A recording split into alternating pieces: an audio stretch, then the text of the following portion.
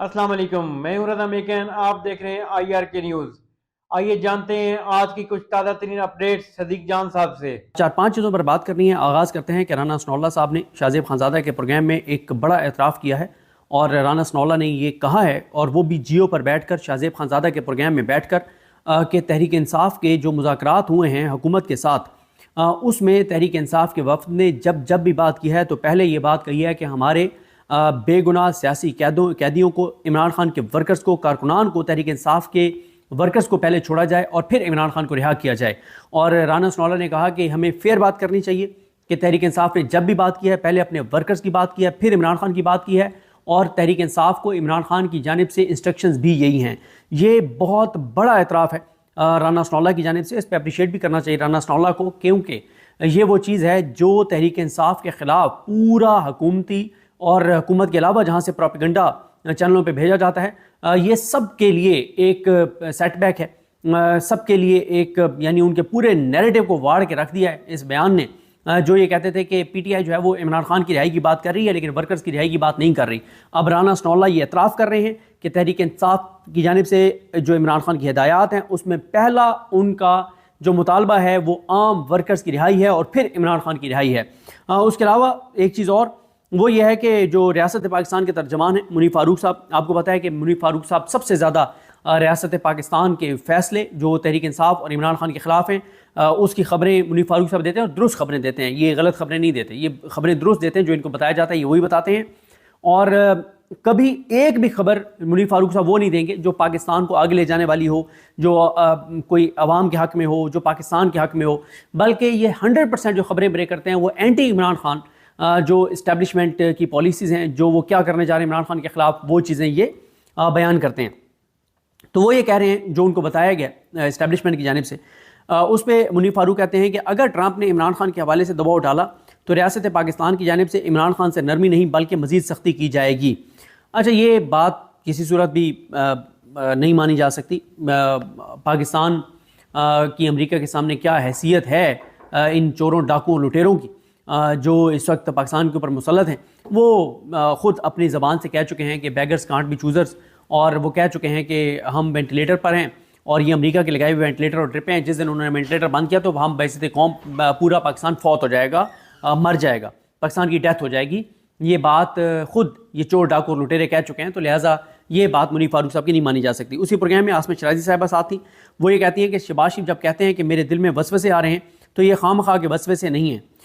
इस वक्त की हुकूमत दबाव में है, इनको लगता है कि किसी भी वक्त मासा पलट सकता है। फिर आसमा शराजी साहिबा कहती हैं कि अगर इस्टेब्लिशमेंट कहे कि वो ट्रंप इंतजामी की वजह से दबाव में नहीं है तो ये गलत है। इस्टेब्लिशमेंट इस वक्त अंडर प्रेशर है। अच्छा, इसके बाद आते हैं, एक चीज़ और मैं देख रहा था, मैं ज़रा कोशिश करता हूँ कि टीवी चैनलों पे जो प्रोपेगेंडा हो रहा होता है उस पर ज़रा साथ साथ बात करनी चाहिए।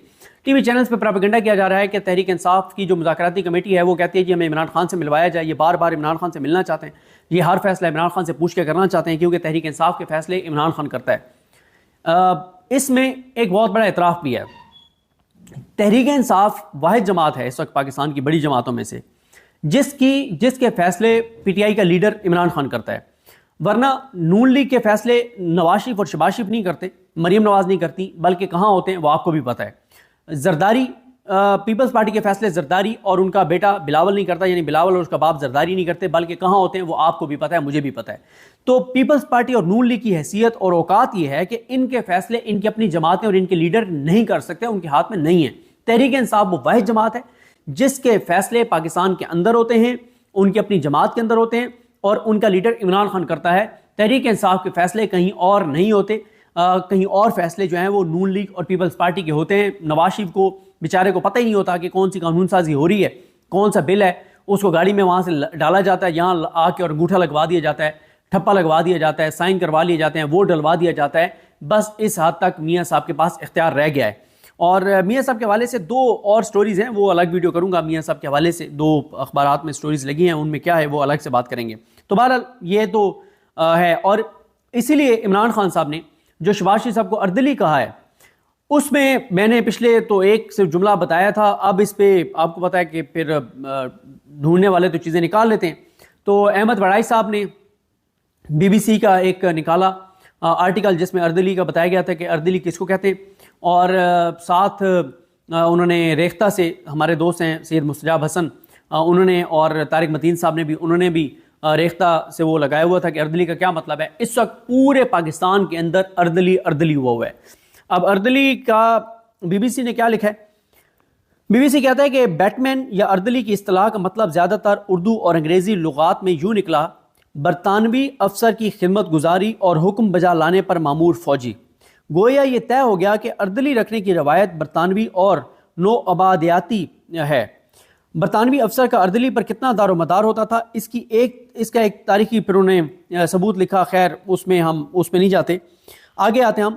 وہ کہتے ہیں کہ پاکستان کی بحریہ اور فضائیہ میں یہ روایت پہلے سے موجود ہے کہ کمیشنڈ افسر کو اردلی کی بجائے ملازم رکھنے کا الاؤنس ملتا ہے، لیکن بڑی فوج میں آج کے دن تک یہ روایت چلی آ رہی ہے کہ صوبیدار میجر سے لے کر جنرل تک ہر افسر کو اس کی حیثیت کے مطابق 1 سے لے کر 4-5 تک اردلی مل جاتے ہیں، جو عموماً فوجی یونٹوں سے ہی لیے جاتے ہیں۔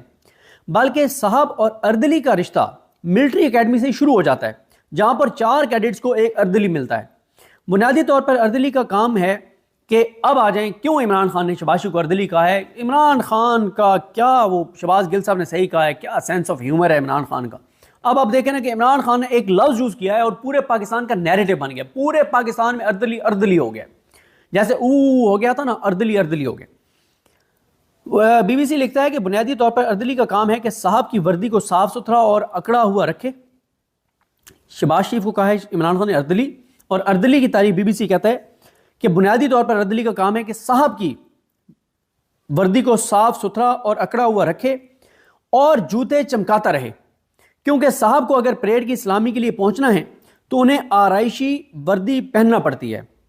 ڈنر کے لیے علیحدہ سے میس کٹ ہوتی ہے، روزمرہ کے لیے سروس ڈریس ہوتا ہے، شام کو کھیلنے کے لیے سپورٹس کٹ ہوتی ہے، اور پھر گھر اور باہر پہننے کے لیے سویلین کپڑے بھی ہوتے ہیں۔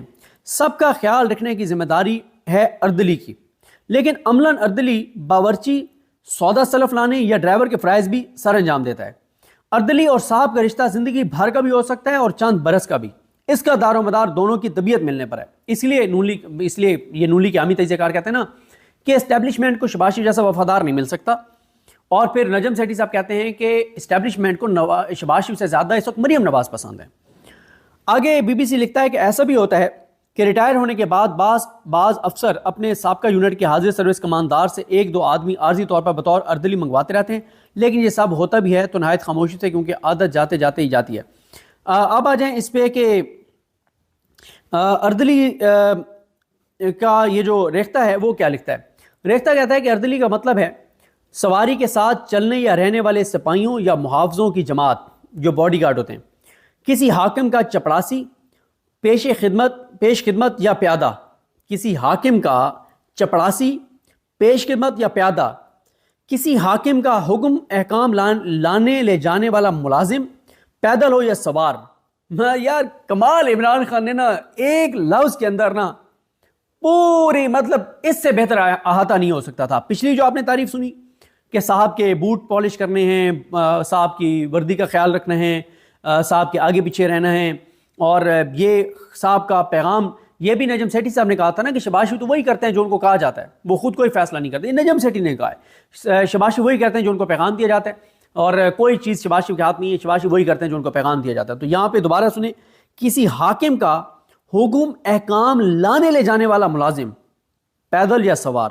تو ناظرین یہ تھی اہم اپڈیٹس جو آپ نے جانی صدیق جان کی زبانی۔ تو ناظرین جڑے رہیے مزید اپڈیٹس کے لیے ہمارے چینل کے ساتھ، اپنا اور اس چینل کا خیال رکھیے گا۔ اسی کے ساتھ اپنے میزبان رضا میکن کو اجازت دیجیے، اللہ حافظ۔